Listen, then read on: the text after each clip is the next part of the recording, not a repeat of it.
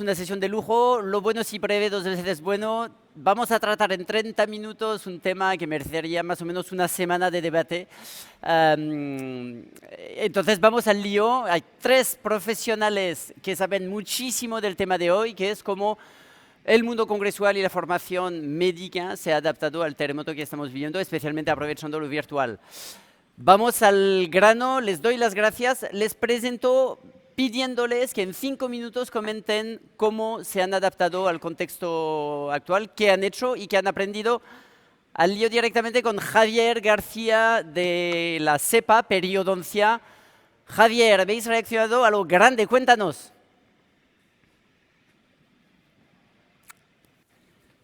¿Con micrófono?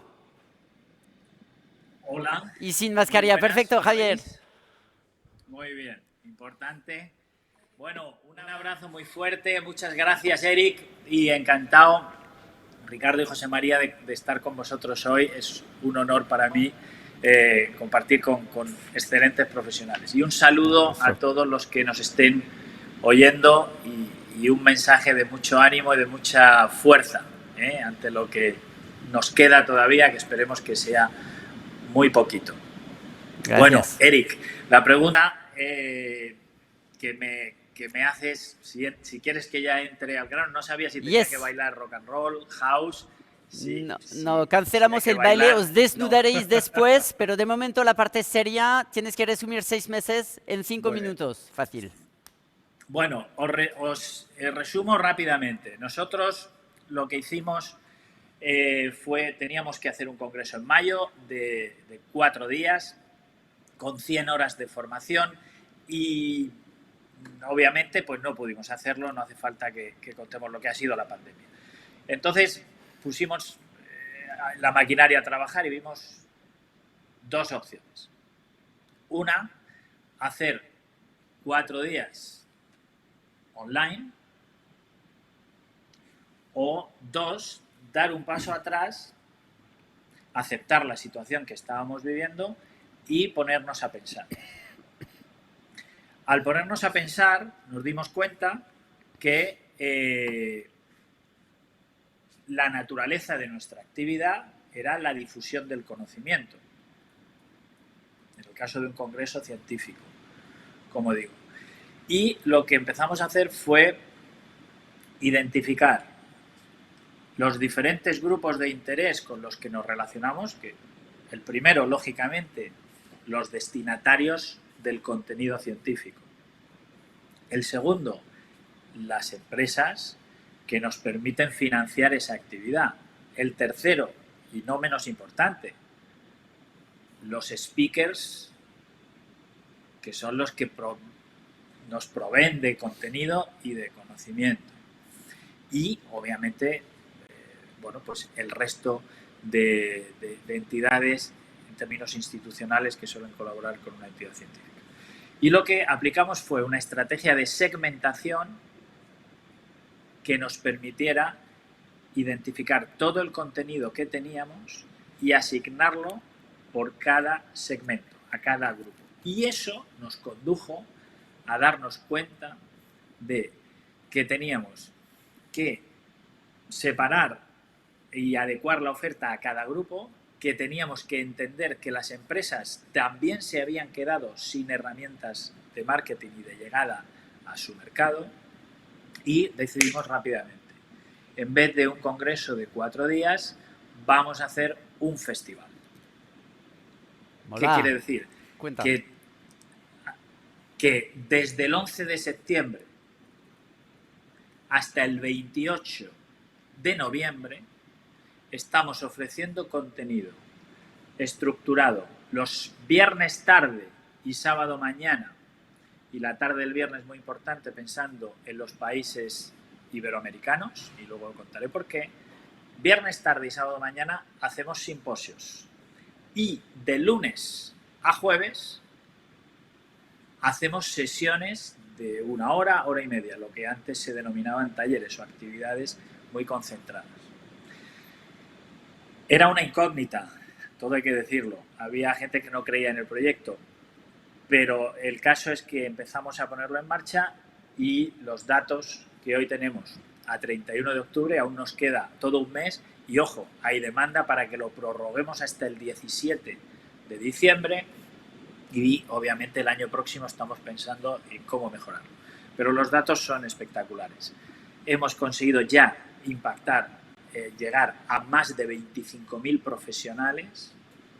Cuando estábamos el año pasado hicimos un congreso de 6.000 participantes y ya nos parecía un logro. Llegar ahora a estas magnitudes ha sido brutal. ¿Por qué? Porque hemos conseguido crear enormes sinergias con todos los grupos de interés involucrados, especialmente con las empresas, por una parte, pero también con universidades. Y esto nos ha permitido, como digo, transformar el Congreso en un festival muy exitoso. Genial, vivan los festivales. Quedan 20 segundos. Habéis hecho este formato de presentaciones online viernes y sábado. ¿Hay un punto álgido? Entiendo que no hay un congreso como tal, pero ¿hay un punto álgido o es simplemente un goteo de todo esto cada viernes y cada sábado? Hay un gran descubrimiento, Eric, y no sé si ahora Ricardo y José María lo corroborarán. En nuestro caso, el gran descubrimiento es que el directo ya no es el fin en sí mismo, es el medio. Perfecto. La demanda de contenido va acorde a aquello que decía el spot publicitario de Martini, que decía a la hora que estés y donde 5 quiera minutos. que estés. Fantástico. Volveremos en esto. Mil gracias. Vamos con Ricardo Burón de la Sociedad de Patología Digestiva. Gracias por estar aquí. 6 meses en 5 minutos. ¿Qué habéis hecho? Hola Eric, hola al resto de ponentes y también a los asistentes virtuales. Para nosotros 2020 ha sido pues un año lleno de incertidumbre, pero también de nuevas oportunidades, como ha dicho Javier, ¿no? Voy a tratar de resumirte lo que ha sucedido en 6 meses. Nosotros fuimos la primera sociedad nacional que tomó la decisión de organizar el Congreso de forma virtual.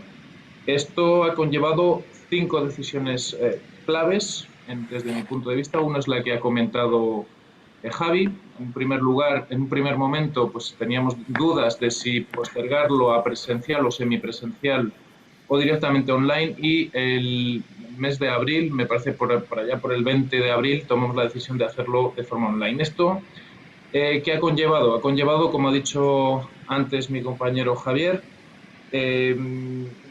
pues digamos, no se puede hacer los mismos eventos de forma presencial que de forma online, ¿no? Si nosotros tenemos que hacer 101 horas formativas, no hay nadie que esté dispuesto a estar 100 horas detrás de un ordenador. Por lo tanto, tomamos la decisión de partir el evento en 3 fases. Es una forma distinta como lo hace o como lo ha propuesto antes Javier, básicamente porque nosotros mantenemos toda una oferta formativa online específica que ya veníamos arrastrando, pero sí queríamos mantener la identidad del Congreso. Y por lo tanto lo dividimos en 3 partes, que fue del 18 al 30 de mayo lo que era la parte formativa, sesiones tal cual, un poquito amoldadas a la nueva realidad, donde había que incorporar pues muchísimo de cómo estaba afectando el COVID a las unidades de aparato digestivo. Del 18 al 20 de junio lo que tratamos es de dar servicio a todas aquellas personas que ya nos habían enviado sus trabajos de investigación, lo que en un congreso médico se llama comunicaciones, y por lo tanto pues dimos salida de forma directa a todas las personas y grupos de investigación que tenían que presentar un trabajo. Y del 22 al 23 de octubre lo que hicimos fue sustituir la formación práctica que tiene cualquier especialista en digestivo a través de lo que llamábamos hands-on, cursos de cuendo, en directo, etcétera, por bueno, pues formación práctica online desde quirófanos en las cuales se veía en alta definición pues lo que estaban haciendo diferentes endoscopios en pacientes reales, ¿no? Así pues hemos podido dar salida a un programa de 101 créditos formativos, 101 horas formativas, 41 sesiones, 171 ponentes, 7 países distintos conectados, 353 comunicaciones o trabajos de investigación presentados y, como ha dicho también Javier, hemos pasado de 1.000 a 5.300 asistentes. Un reto importante al que no se ha comentado es qué hacemos, ¿no? Y lo ha dicho antes un poco Javier, ¿qué hacíamos? ¿Lo hacíamos en directo o lo hacíamos grabado? Pero nosotros hemos tomado la decisión de hacerlo todo en directo. Evidentemente, como ha dicho antes Javier, lo que sí te posibilita, y nosotros estamos tratando de respetar, es de que los eventos sean lo más directos posibles, de tal manera que en el futuro no sigamos manteniendo la esencia de un congreso y que haya que acudir al congreso, porque si lo ponemos de forma online, que puedas acceder a ese contenido durante un mes o dos, evidentemente vas a llegar a targets muy altos, pero no nos interesa llegar a targets tan altos, lo que nos interesa es mantener la esencia del evento para que cuando podamos volver a una normalidad, pues podamos volver a mantener el interés del asistente en asistir a ese evento, ¿no? Por lo tanto, para nosotros era clave hacerlo todo en directo. Otro punto importante era si era gratuito o tenía que ser una cuota de inscripción. Nosotros, como sociedad científica, tomamos la decisión de que el conocimiento tenía que llegar a todo el mundo de forma gratuita. Y, por lo tanto, pues han lastrado nuestros resultados económicos del evento, pero, sin embargo, pues evidentemente lo que hemos tenido es un incremento notabilísimo de reputación entre todos los asociados, puesto que en un momento crítico, especialmente en los meses de mayo, junio, pues estábamos dando formación de forma gratuita y en primera línea, ¿no? Porque nosotros, uno de los temas más importantes que requerían de formación era cómo afectaba el COVID a las unidades de digestivo y en especial a las unidades de endoscopia. Perfecto. Y por 20 último, y segundos. el último gran reto ha sido la remodelación de las herramientas de congreso virtual para que el asistente pudiera entrar directamente a los stands virtuales, ¿no? Porque al principio impacta mucho, pero cuando lo postergas en el tiempo, pues es más difícil que la gente vaya a los stands virtuales. Espero haber contestado a tus preguntas. Maravilloso. Gracias. José María de Kenes, gran OPC internacional. Cuéntanos probablemente un caso, porque veis muchos clientes. José María. Y luego tengo 1000 preguntas. José María. Ahora, que estaba anotado. Buenos días, encantado de estar con vosotros. Un placer compartir mesa con Ricardo y con Javier. Efectivamente, nosotros como empresa hemos organizado muchos congresos distintos, me refiero virtuales. En total han sido más de 56, desde congresos nacionales a internacionales. Empezamos, el primero fue en abril, justo la primera semana después de casi del confinamiento aquí en España. Hicimos un congreso europeo de Alzheimer con más de 1.500 asistentes y a partir de ahí ya fuimos rodando. Creamos nuestra propia plataforma que ha sido actualizada, ya vamos por la tercera versión. Y hemos tenido un poco de todo, congresos todos en directo, congresos grabados, con o sin stands, etcétera, ¿no? Y os pongo un caso, voy a ser muy breve. El último congreso importante que hemos hecho aquí en España fue el de farmacéuticos comunitarios y cuatro datos. Un congreso que se celebró en octubre, tenía que haberse celebrado en Bilbao. Tuvimos 68 sesiones científicas con más de 500 comunicaciones, más de 2.600 inscritos, 31.600 visitas a la exposición comercial, donde tuvimos 27 stands, aunque fueron en total 60 sponsors, más de 25.000 conexiones a sesiones científicas y un dato más, 587.000 tweets durante el congreso. Yo creo que eso refleja un poco la magnitud de lo que llega a ser un congreso virtual. Vale, fantástico. En los tres casos entiendo que las métricas han subido un montón. Os preguntaré después si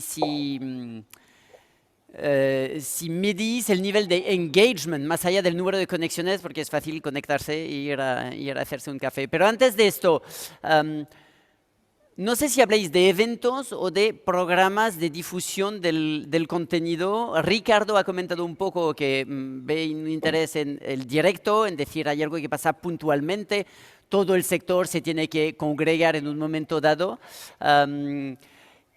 ¿Vuestra impresión es que esto sigue siendo un evento, lo que habéis comentado? o simplemente pongo en la web un montón de contenido y bajo demanda la gente accederá. Quizás la pregunta es para Javier, que es el más disruptivo en esto. ¿Tú querrás volver al día D? ¿Te parece que se difundirán contenidos todo el año, pero que tiene que haber un momento en el cual todo se concentra? Javier.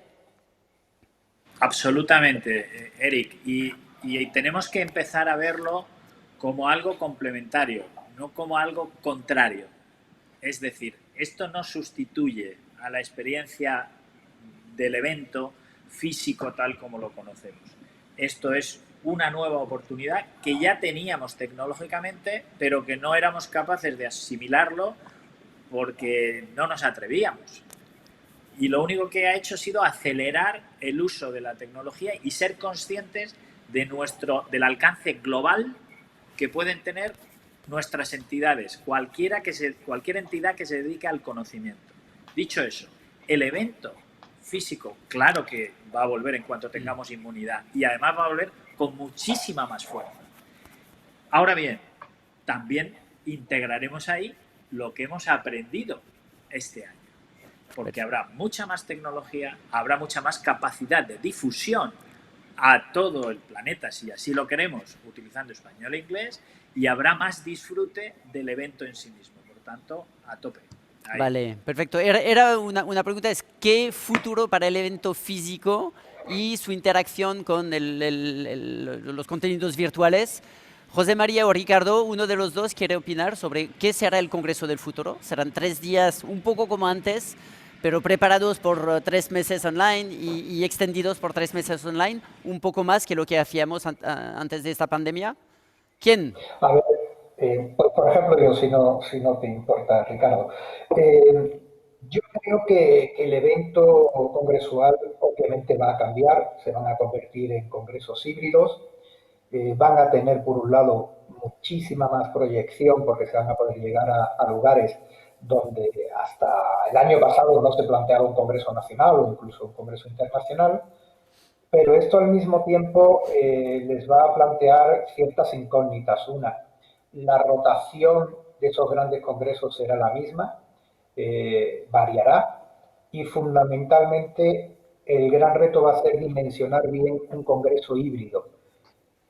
Cómo saber o cómo dilucidar cuánta gente tendremos en presencial y cuántos tendremos conectados online. Eso va a ser muy importante porque quizás sea incluso un factor decisorio a la hora de garantizar la viabilidad económica de un congreso.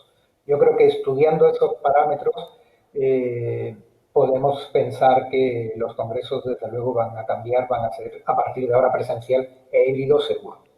Vale, perfecto. Otra pregunta para Ricardo ahora. La microsegmentación. Hace años que cuando entramos a Netflix tú ves algo diferente de mí. ¿Dirías que hoy la microsegmentación en contenidos para médicos es una realidad? Es decir, tienes X miles de miembros, ¿conseguís hacer algo casi individualizado en general y mañana en congresos? Esto permitirá llevar por fin a la práctica este concepto de microsegmentación o individualización del contenido, Ricardo. Yo creo que esta pregunta está ligada a la anterior, en cierta forma. Es decir, hay que tener en cuenta que no todos partimos del mismo punto de inicio. Entonces, nosotros, por ejemplo, llevábamos 10 años trabajando la parte online, con lo cual ya estábamos microsegmentando programas formativos específicos para superespecialistas. Y lo que queríamos y queremos es que nuestro congreso siga siendo un congreso generalista. Por eso digo que está muy ligado con la pregunta anterior, que es, depende de la estrategia que tenga cada sociedad, depende de la capacidad que tenga cada sociedad. Nosotros, en este caso, ya digo, nosotros tenemos nosotros ya teníamos 3.000 doctores apuntados a diferentes programas formativos antes de que sucediera todo esto. Entonces, nosotros queremos mantener la esencia del congreso y por eso he dicho antes que nuestra estrategia es ir al directo, etcétera, porque nosotros hemos seguido con toda nuestra batería de programas formativos de forma online. Entonces, lo que no queremos canibalizar, entre comillas la palabra canibalizar, el evento físico y queremos mantenerlo de tal manera que nosotros ya podíamos grabar en directo y lo grabamos todo nuestro congreso. Lo podíamos emitir en directo desde hace años, pero no queríamos porque básicamente lo que ha dicho antes José María, hay que tener mucho cuidado en la estrategia de los modelos híbridos, porque lo que permite al principio, evidentemente, hay una euforia de volver al modelo anterior, pero después se diluye y la gente ya sabe que lo puede ver desde casa, ¿no? Entonces, muchos laboratorios dejarían de financiar los costes de viajes y hotel y muchas personas pues priorizarían estar con su familia por estar por estar 1 o 2 horas en un congreso. Por lo tanto, el tema de la microsegmentación se puede hacer desde hace muchos años y depende de la estrategia y la capacidad que tenga cada sociedad en este caso. Perfecto. Javier, otra. ¿Es económicamente un poco sostenible esto? Porque sé que las sociedades médicas se financian en parte significativa con congresos. ¿Se puede rentabilizar el evento virtual? ¿O la campaña de difusión de contenidos virtual? ¿Podríais vivir de esto? ¿Se puede rentar? Sí, a medida que aprendamos a gestionar esta nueva realidad. Porque hay un gran reto, que es interpretar la información que estamos obteniendo. Honestamente, yo no sé gestionar los 25.000 registros que hemos conseguido. No lo sé, tengo que aprender. No sé qué me está diciendo eso. Y tenemos que aprender a hacer eso. Lo que sí sé es que para las empresas tiene mucho valor. Tengo que aprender. Eso sí lo tengo claro. Ahora, tendremos que aprender conjuntamente con los laboratorios y con las empresas a interpretar y a gestionar esta nueva realidad. Y desde ahí seguro que lo haremos rentable. Vale. Esto puede ser, pregunta para los tres ahora, quien quiere interviene. Esto podría ser casi el mayor valor añadido para las sociedades de estos formatos virtuales. La captación de datos y la inteligencia de vuestras audiencias, comunidades, socios, que permite lo virtual, porque sabéis exactamente lo que la gente hace, consume, dice, cómo se registra, por qué canales entra. ¿Es una mina de oro para vosotros esta parte? Entiendo que Ricardo ha entrado ya bastante en esto. Quizás José María puede dar su perspectiva entre las varias sociedades. ¿Esto va a justificar el hecho de que las sociedades hagan más eventos virtuales para ser más inteligentes a nivel de marketing? No, yo creo que no. Vamos a ver, nosotros no nos dedicamos al marketing, nosotros nos dedicamos a la formación médica. Es decir, hay todo tipo de sociedades y hay peculiaridades en todas las sociedades, pero las grandes sociedades médicas, no te olvides que realmente lo que hacen es formar. Evidentemente, la microsegmentación es muy importante, el conocimiento de los datos te permite una mayor microsegmentación y te permite, obviamente, poder ofrecer determinado tipo de servicios, pero no te permite una cosa que es muy importante, que es comercializar con los datos, que es lo que realmente tiene valor. Y en eso, evidentemente, los laboratorios sí que están muy interesados, pero una sociedad científica no debe vender los datos de las personas. Sí que puede diseñar perfiles, sí que se puede aprovechar determinado tipo de servicios con ese conocimiento, pero no tanto como para llegar a obtener, no sé, no tanto para convertirnos en un IKEA, ¿no? O en un McKinsey. Es decir, podemos tener cierto tipo de conocimiento que lo podemos emplear para ofrecer determinados tipos de micromarketing o targeting en momentos puntuales. Yo diría que incluso, sobre todo y más importante, para proyectos de investigación, ¿no? Porque al final las sociedades científicas lo que tratamos es de investigar. Entonces, si conocemos perfectamente quiénes son los investigadores y las personas interesadas en determinado tipo de patología, pues podemos hacer registros, podemos hacer muchísimas cosas muy segmentadas y no tener que marear a 3.000 socios para llegar a 300, ¿no? Pero nada más. O sea, sí que estoy de acuerdo con Javi, de todas maneras, que evidentemente se puede vivir de esto, pero hay que reajustar un poco pues, las estructuras. No es lo mismo hacer un evento físico que hacer eventos online. Requiere desinvertir en determinado tipo de recursos humanos e invertir en otro tipo de recursos humanos o de capacidades tecnológicas. Vale, perfecto. Vamos a las métricas. Esta pregunta la hago a José María. En estos 6 meses he oído miles de veces, hemos tenido X personas conectadas y he oído muy pocas veces otras métricas que indiquen la atención, la recepción de mensajes, las conexiones establecidas entre asistentes. Nos faltan métricas. ¿Qué métricas siguen principalmente los congresos que organizáis, más allá del número de conexiones? José María. Bueno, vamos a ver, te puedo dar, siguiendo con el último ejemplo, del último congreso que hemos hecho, te puedo dar 3 datos.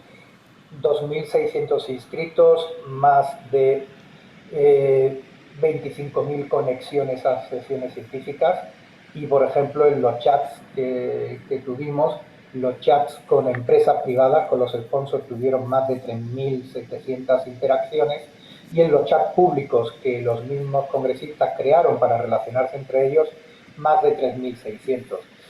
Claro que nos faltan métricas, podemos seguir estrujando los números todo lo que queramos. Obviamente estoy con Ricardo y con Javier, la información es poder, y esto permitirá a las sociedades afinar mucho el tiro sobre qué contenidos y cómo y cuándo impartirlos dentro de su sociedad y a sus asociados. Sin duda que sí. Vale. Y si me permites, y siguiendo con la pregunta anterior, los congresos virtuales son rentables. Son rentables, lo hemos visto entre todas las sociedades que hemos organizado, pero hay que tener en cuenta que también tiene un coste de personal y un coste de horas que, como decía Ricardo, hay que valorar, porque habrá que desinvertir en unas estructuras y crear otras. Vale, un congreso virtual no es un Zoom. Métricas, muy rápidamente, nos quedan 3 minutos para esto y una última pregunta después. Javier, Ricardo, ¿tenéis otras métricas? José María ha hablado de número de interacciones en el chat, número de conexiones, número de sesiones visualizadas. ¿Tenéis métricas que os permiten saber si la gente ha escuchado?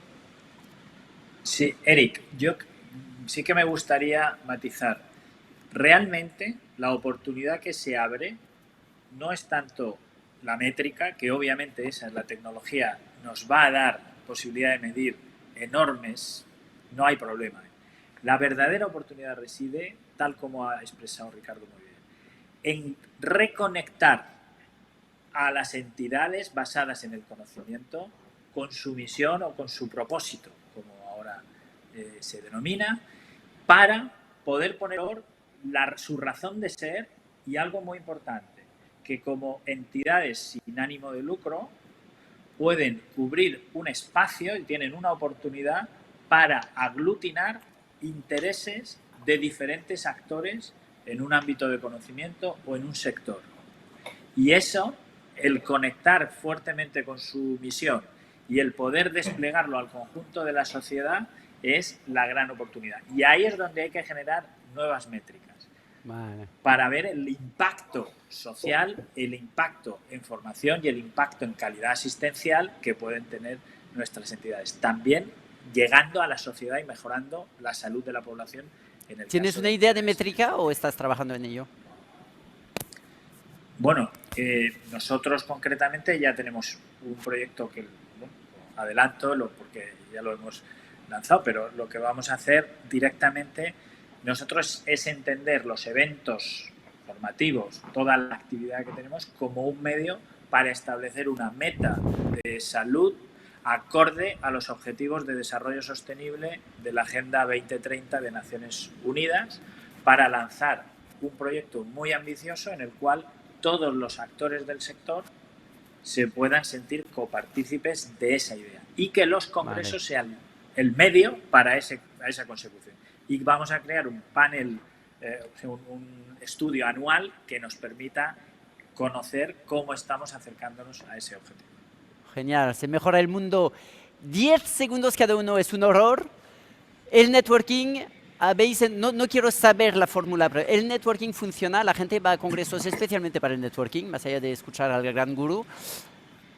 En una palabra, el networking, vuestro aprendizaje es que funciona, no funciona, puede... Rápidamente, Javier, Ricardo, José María, una palabra. Sí. Ricardo. Yo diría no. El networking virtual para mí es un no. Vale. José María, dices quizás, ¿no? Sí, hemos aprendido a hacerlo y seguiremos mejorando. Sí. Vale, genial.